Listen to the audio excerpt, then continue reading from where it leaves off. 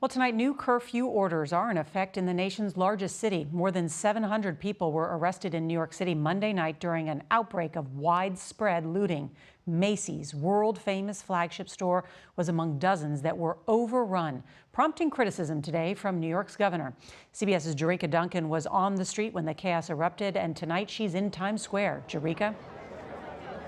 Yeah, good evening, Nora. You can see there's hundreds of protesters behind me right now. But when you think about the history of that curfew, the last time there was a curfew enacted like that was back in 1943 during the race riots in Harlem, New York. Police say they are prepared for the protest tonight.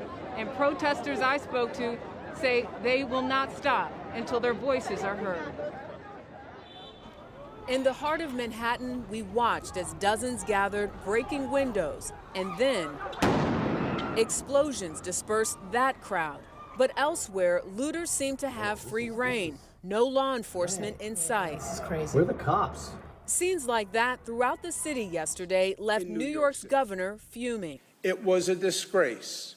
Use the police. You have 38,000 NYPD. The president is calling on the National Guard to intervene. New York City's mayor says no way. Someone needs a history lesson.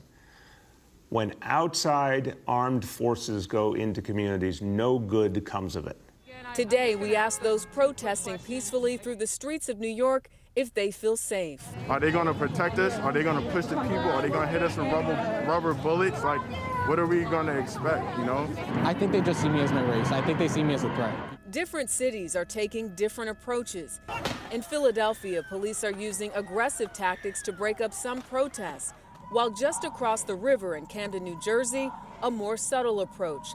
You have to meet with people in the absence of crisis. Camden County Police Captain Zakeem James marching highly visible. People have a right to be angry and be angry at the police. We haven't always stood up to our mottos to protect and serve. This is a tense moment in our country right now.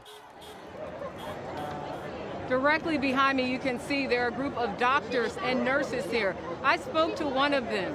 She says after being on the front lines of COVID-19, she's here today because she said racism is a public health crisis. Nora? And a public health threat, no doubt. Jerika, thank you.